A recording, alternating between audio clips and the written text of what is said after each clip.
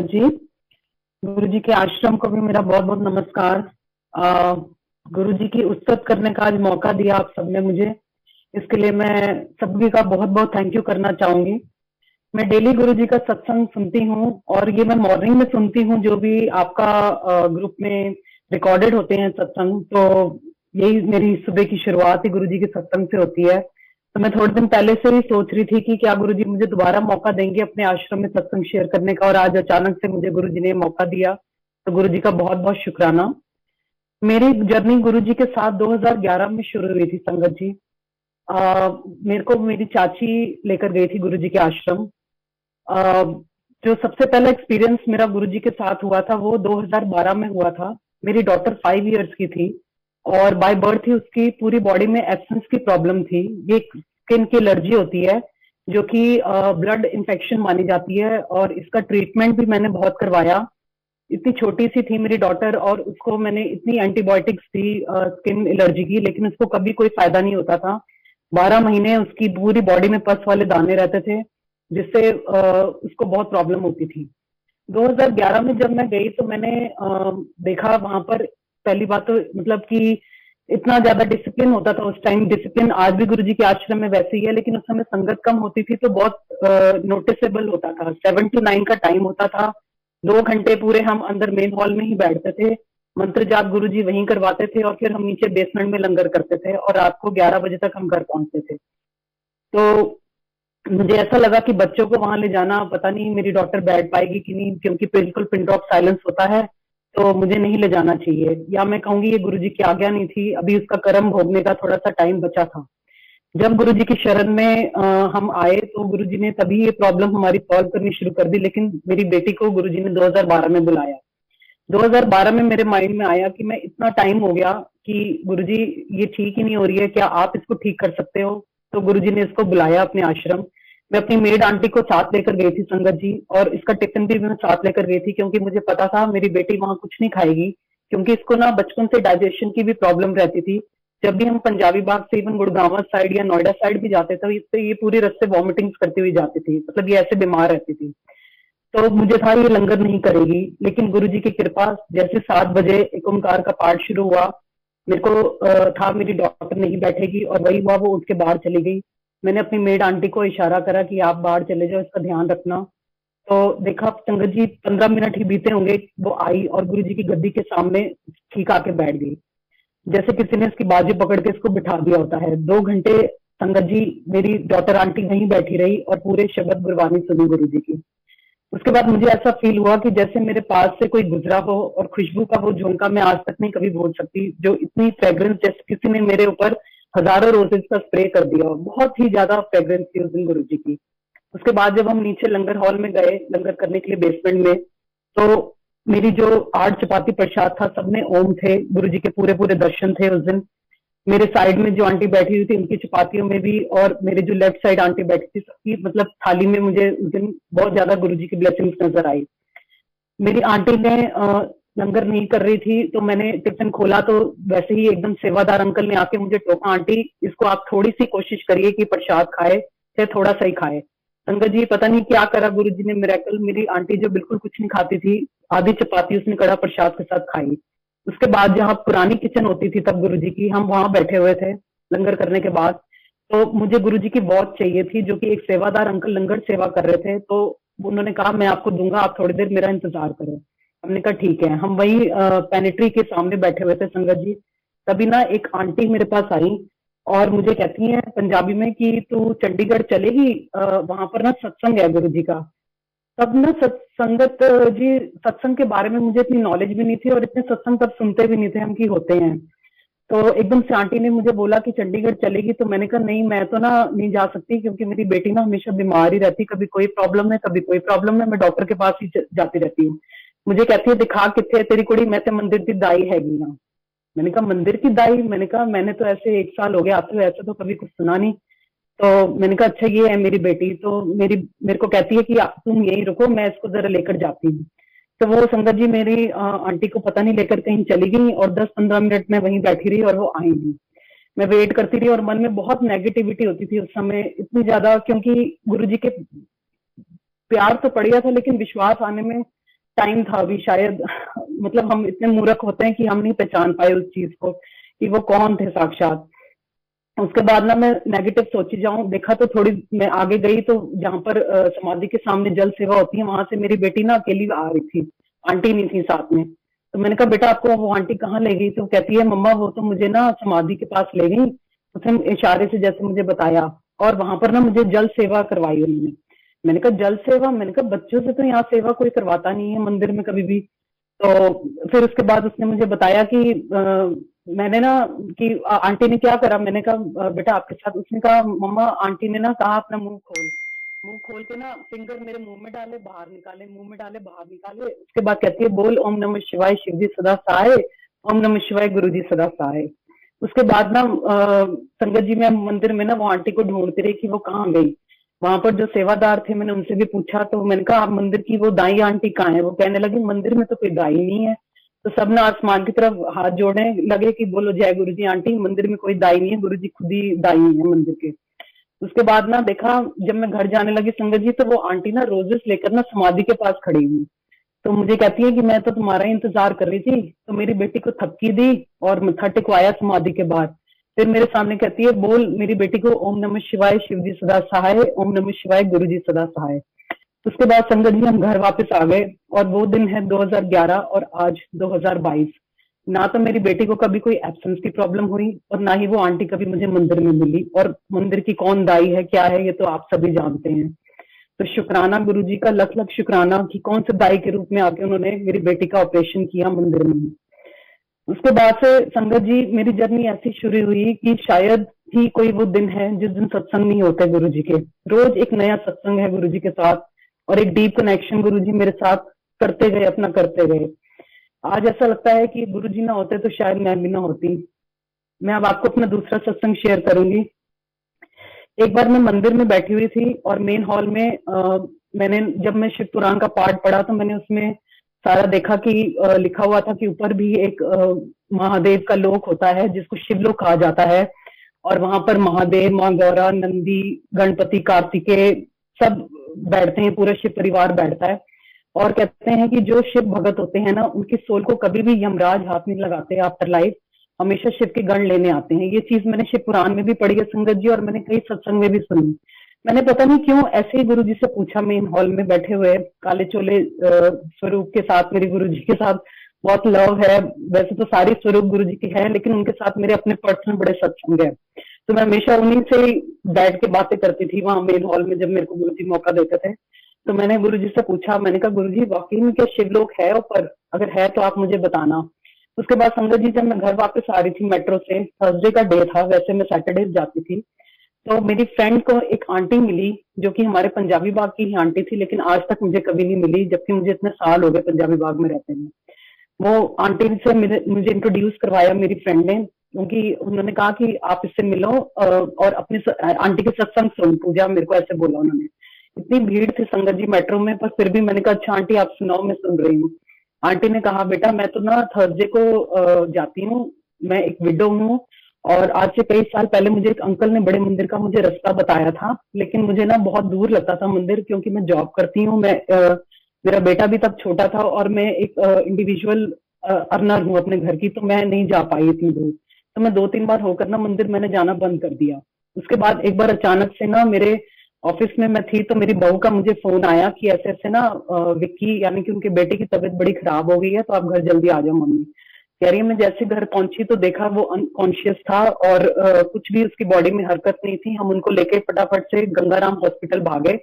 तो वहां के डॉक्टर्स ने ये बोला कि हमें इनकी प्रॉब्लम नहीं समझ आ रही कि इनको क्या हुआ है, आप इनको ना लेकर बालाजी हॉस्पिटल चले जाइए क्योंकि इसका ट्रीटमेंट हमारे पास नहीं है। तो वो उनको लेकर बालाजी गए। बालाजी वालों ने भी सेम जवाब दिया। उसके बाद वो आंटी कहने लगी कि रात के 2 बजे का टाइम था, मैं कॉरिडोर में चीखे मार रही थी कि एक तो मेरे हस्बैंड नहीं, ऊपर से मेरे बेटे के साथ भी परमात्मा तुमने क्या कर दिया, अगर तुम हो तो नीचे आओ। मैंने कहा कि गुरुजी का नाम मैंने बड़ा सुना था, अब मैं देखती हूँ कि गुरुजी आप मेरे लिए क्या करते हो। आंटी कहती है मैंने ना वो अंकल को फोन किया जो मुझे बड़े मंदिर लेकर गए थे। तो वो अंकल ने कहा कि आंटी आप फिक्र मत करो, मैं आगरा मंदिर से ही वापस लौट रहा हूँ, मैं आपके लिए गुरुजी का जल लेके हॉस्पिटल पहुंचता हूँ। जैसे वो अंकल हॉस्पिटल पहुंचे उसके बाद उनके बेटे के मुंह में जल डाला, तो जय गुरु जी, उनके बेटे की बॉडी में हरकतें संगत जी होनी शुरू हो गई। उसके बाद आप बिलीव नहीं करेंगे संगत जी कि ये मेरे सवालों का जवाब था या क्या मिरेकल था, लेकिन ये बिल्कुल सच्चाई है, इसमें कोई डाउट नहीं है। वो आंटी ने जो मुझे सुनाया, मेरे अभी भी रोंगटे खड़े हो रहे हैं सुना के। आंटी ने कहा कि वो उसके बेटे ने इशारा किया, वो बोल नहीं पा रहा था, कि एक पेन पेपर लाओ। उस पेन पेपर में उनके बेटे ने लिखा लिखा तो वो आंटी कह रही उसने ये लिखा कि मेरी आत्मा ऊपर पहुंच गई थी शिवलोक में, जहां पर साक्षात महादेव, माँ गौरा, नंदी, कार्तिकेय, गणपति, सारा शिव परिवार बैठा हुआ था। और माँ गौरा मुझे कहती है, ओए तू ऊपर क्या करने आ गया, अभी तेरी जर्नी खत्म नहीं हुई, नीचे वापस जा। आप बिलीव करोगे संगत जी, वो आंटी इतनी रोने लगी मेट्रो में। वो कहती है, बेटा वो दिन है और आज का दिन है, मैं हर थर्सडे बड़े मंदिर आती हूँ। तो जय गुरु जी, आज तू मेरे बेटे से मिलेगी ना, तो ये तेरे को अपने मुंह से वो घटना सुनाएगा जो उसके साथ ये सत्संग हुआ है।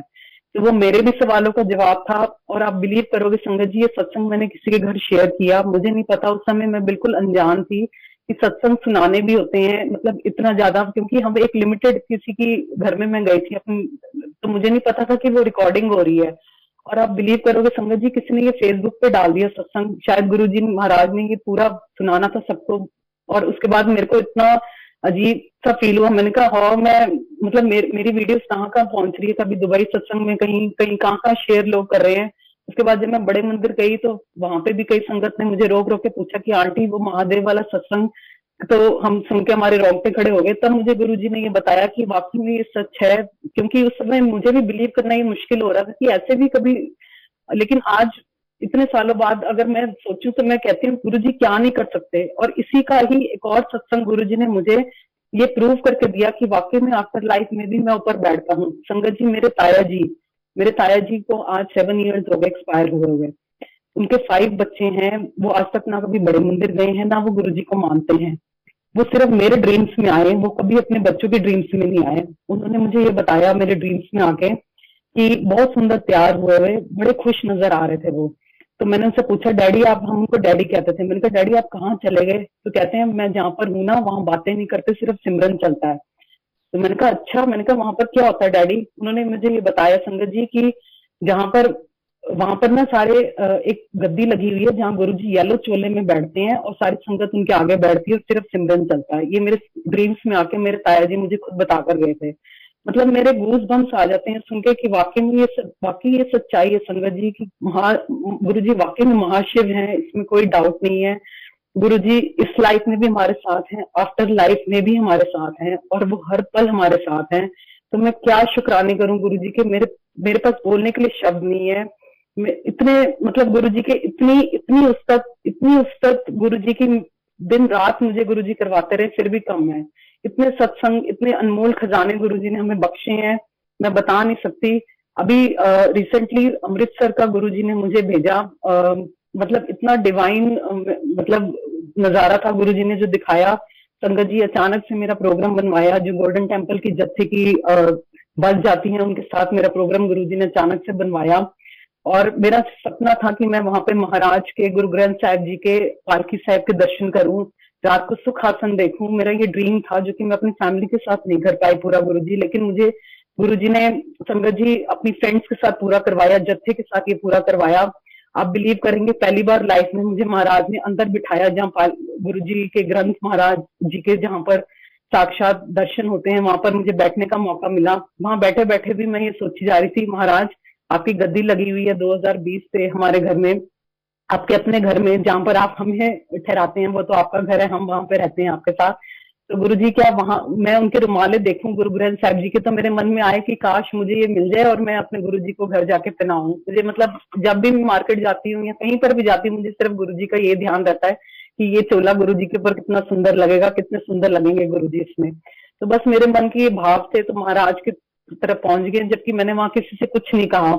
आप बिलीव करोगे संगत जी, जब रात को सुखासन के टाइम मैं वहां पर थी, तो जब बाबा जी की बीड़ ले जाते हैं कमरे में, तो सारी लेडीज, मुझे नहीं पता था वहां पर ऐसे बीड़ लेकर जाते हैं, तो सब अपने हाथ आगे करके ऐसे खड़े होते हैं, तो बाबा जी के फूल मिलते हैं पालकी से सबको।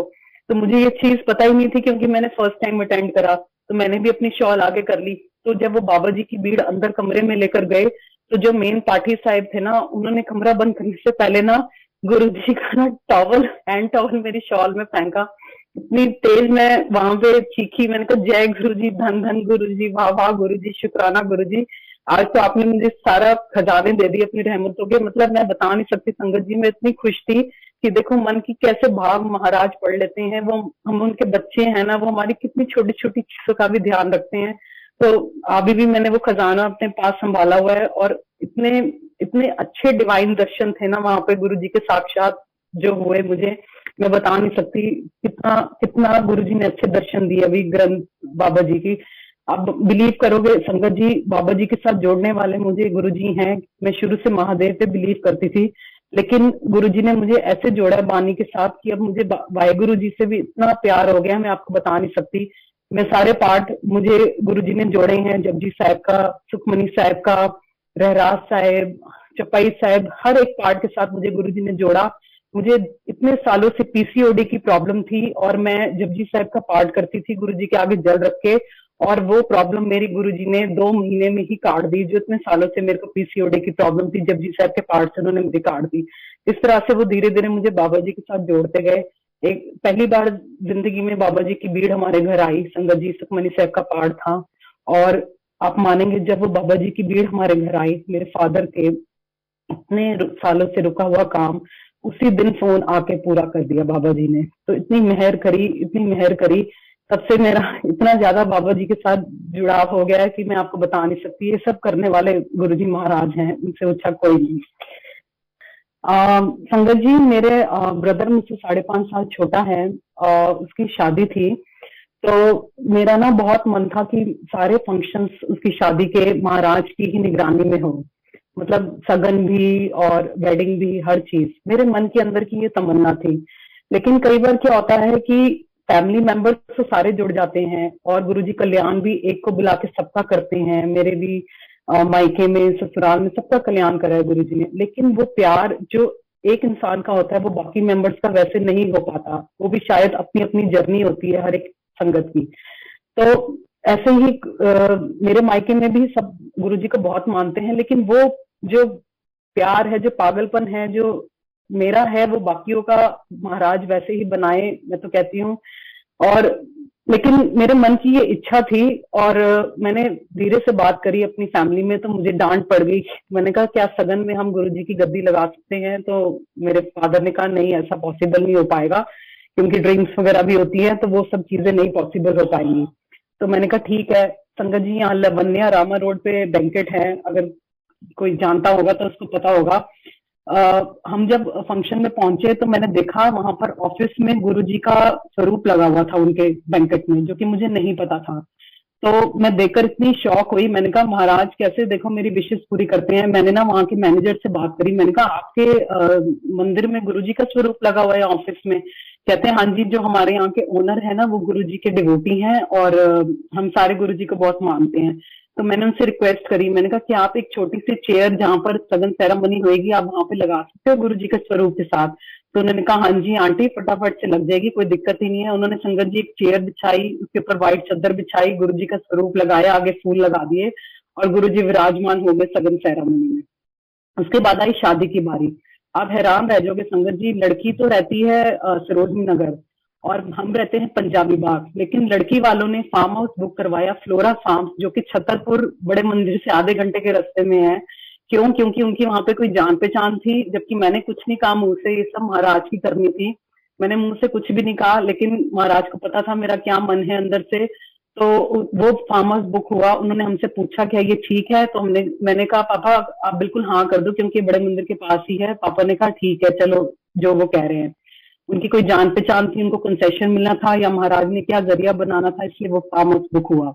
उसके बाद संगत जी मैं पूरे रास्ते में महाराज को अपने साथ लेकर गई थी कि जहां पर लावे फेरे होंगे वहां महाराज जी का स्वरूप स्थापित करेंगे हम।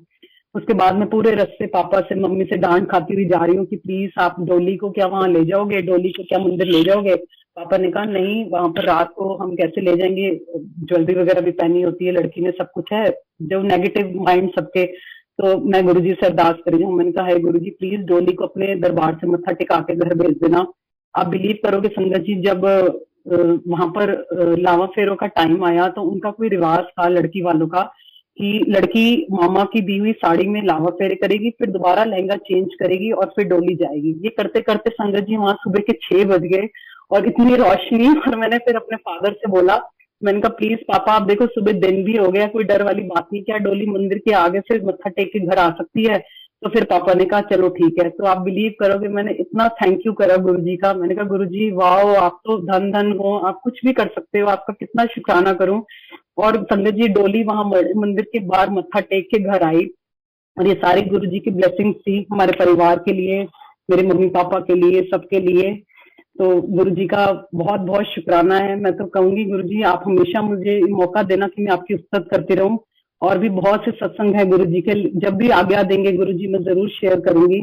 और सत्संग शेयर करते हुए यदि मेरे से कभी कोई भूल चूक होगी संगत जी मुझे माफ करना, गुरु जी महाराज मुझे माफ करना और मुझे मौका देना दोबारा से ताकि मैं आऊं और आपकी उस्ताद कर सकूं। शुक्राना महाराज, लव यू सो मच। जय गुरु जी, शुक्राना गुरु जी।